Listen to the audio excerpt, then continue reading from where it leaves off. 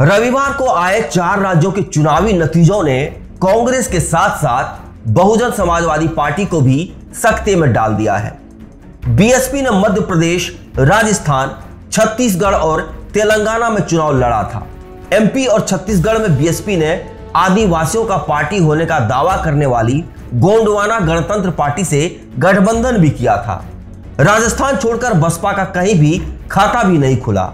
राजस्थान में बसपा ने 2 सीटें जीती हैं।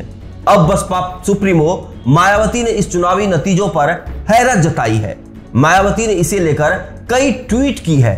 मायावती ने लिखा है कि देश के 4 राज्यों में अभी हाल ही में हुए विधानसभा आम चुनाव के आए परिणाम एक पार्टी के पक्ष में एक तरफा होने से सभी लोगों का शंकित, अचंभित व चिंतित होना स्वाभाविक है, क्योंकि चुनाव के पूरे माहौल को देखते हुए ऐसा विचित्र परिणाम लोगों के गले के नीचे उतार पाना मुश्किल है।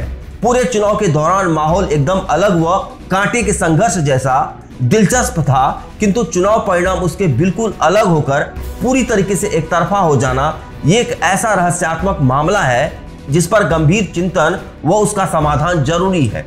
लोगों की नब्ज पहचानने में भयंकर भूल चूक चुनावी चर्चा का नया विषय बना हुआ है। बीएसपी सुप्रीमो ने आगे लिखा, बीएसपी के सभी लोगों ने पूरे तन, मन, धन व दमदारी के साथ ये चुनाव लड़ा, जिससे माहौल में नई जान आई, किंतु उन्हें ऐसे अजूबे परिणाम से निराश कतई भी नहीं होना चाहिए, बल्कि परम पूज्य बाबा साहब डॉक्टर भीमराव अंबेडकर के जीवन संघर्षों से प्रेरणा लेकर आगे बढ़ने का प्रयास करते रहना चाहिए।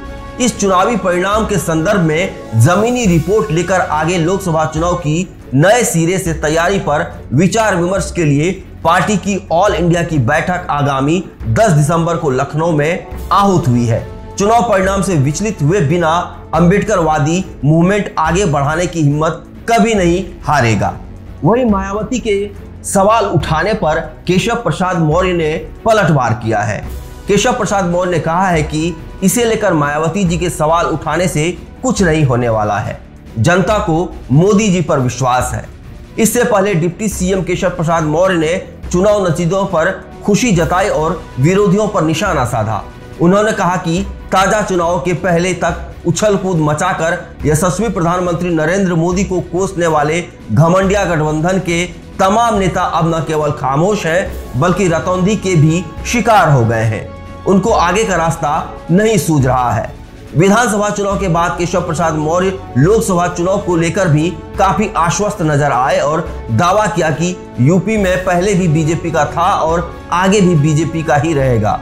हमें भरोसा है कि यूपी की सभी 80 सीटों पर बीजेपी को जीत मिलेगी। पीएम मोदी पर लोगों का भरोसा है। अभी हमें इतनी बड़ी जीत मिली है, लोकसभा में इससे बड़ी जीत मिलेगी।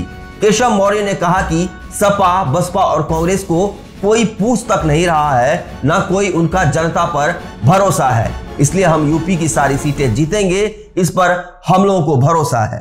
इस चैनल को देखने के लिए लाइक करें, सब्सक्राइब करें और बेल आइकन दबाना ना भूलें।